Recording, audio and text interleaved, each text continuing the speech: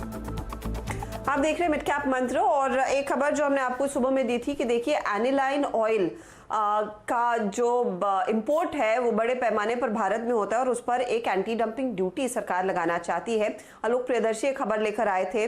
आलोक, बताइए कि इस कंपनी ने कंप्लेन की थी जिसके बाद ये एक्शन लिया जाएगा सरकार की ओर से, और कितना बड़ा यहाँ पर रिलीफ रहेगा भारतीय इंडस्ट्री को?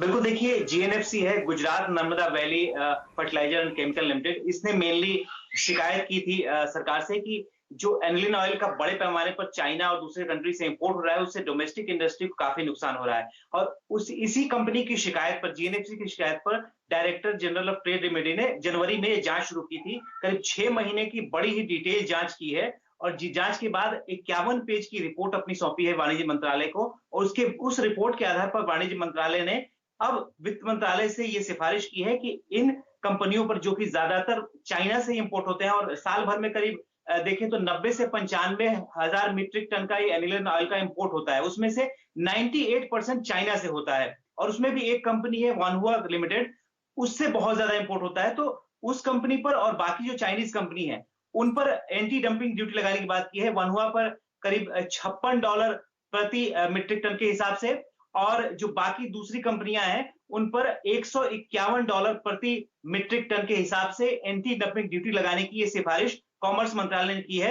अब ये पूरा प्रपोजल जो है वित्त मंत्रालय के पास है। वित्त मंत्रालय इस पर जल्द ही फैसला करेगा और उम्मीद है कि एक दो दिनों में इस पर फैसला भी आ जाएगा, क्योंकि चाइनीज कंपनियों को लेकर सरकार बहुत ज्यादा सतर्क है और किसी भी कीमत पर जो डोमेस्टिक इंडस्ट्री है उसका नुकसान नहीं देख पा रही है। तो इस वक्त जो कंपनियां थी उनको करीब 30 से 40% तक अपने प्रोडक्शन में कटौती करना पड़ गया था इस वजह से, ताकि क्योंकि चाइना से बड़े भारी पैमाने पर इसका इंपोर्ट हो रहा था।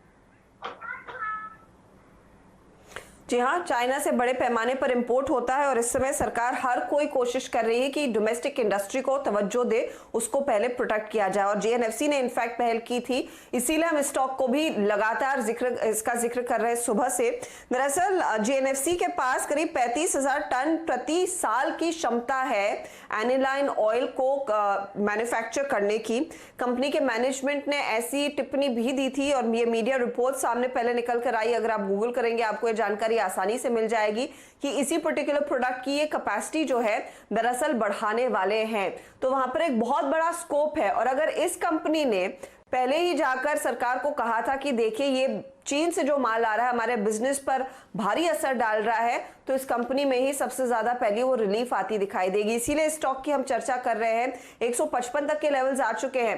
गाबा साहब, इसका चार्ट देखिए, ये पिछले 2 हफ्तों में भी जीएनएफसी में अच्छी खासी तेजी देखने को मिली थी। क्या 155 पर खरीदा जा सकता है स्टॉक?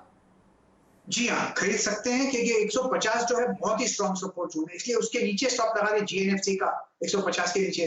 तो मुझे लगता है आते दिन में 165-70 का ये जोन है वो देखने को मिल सकता है, क्योंकि इसका चार्ट स्ट्रक्चर पॉजिटिव है, साइडवेज कंसोलिडेशन है, ले लेना चाहिए।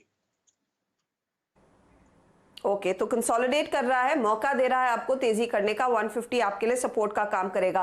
अदानी गैस पर फटाफट एक कॉल ले लेते हैं गाबा साहब, क्योंकि वहां पर इस घंटे हम देख रहे हैं अच्छे वॉल्यूम्स के साथ खरीदारी हो रही है और इस तरह के मार्केट में जहां पर चौतरफा बिकवाली है, ये स्टॉक अभी भी थोड़ा सा पॉजिटिव में टिका हुआ है। क्या ट्रेड देख रहे हैं आप? ले सकते हैं इसको, अडानी गैस को 134 का एक स्टॉप लगाकर चलें तो मुझे लगता है एक अप मिलना चाहिए अडानी गैस में। शायद 145 का आते दिनों में देखने को मिल सकते हैं टारगेट।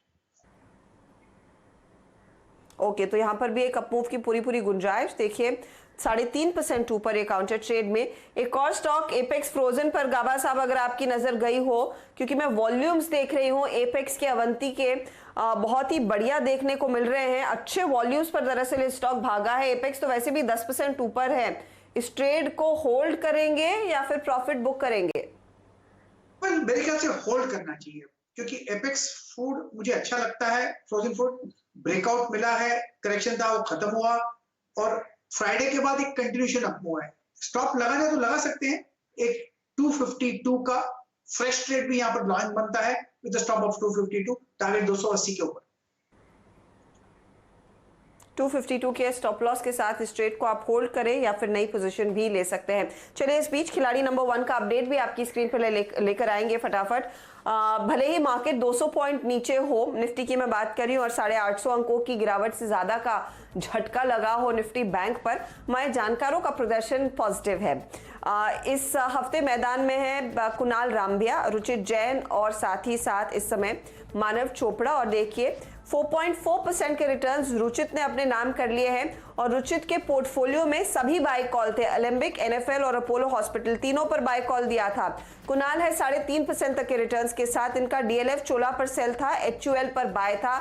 मानव चोपड़ा हालांकि -2.81% पर है, इन्होंने दिया था कॉल कोल इंडिया और UPL पर सेल का, और कोरमंडल पर एक बाय कॉल इन्होंने दिया। तो यह है फिलहाल हमारे जानकारों की स्थिति इस समय खिलाड़ी नंबर 1 में। कोई भी स्टॉक पे प्रॉफिट बुक होता है, स्टॉप लॉस हिट होता है, एग्जिट करते हैं, उसे हम आपके लिए पेश करेंगे स्क्रीन पर जरूर। चलिए इसी के साथ गाबा साहब आपसे भी लेंगे इजाजत। 97.75 पर पूरी तरह से टिकने की कोशिश निफ्टी की ओर से चल रही है, हालांकि आज का मूड ग्लोबल मार्केट्स के चलते पूरी तरह से बिगड़ा है। लेंगे एक ब्रेक के बाद फोकस दिग्गज मेटल कंपनी हिंडाल्को पर रहेगा। कंपनी के मैनेजमेंट से एक्सक्लूसिव बातचीत आप देखिए CNBC आवाज पर नो योर कंपनी में।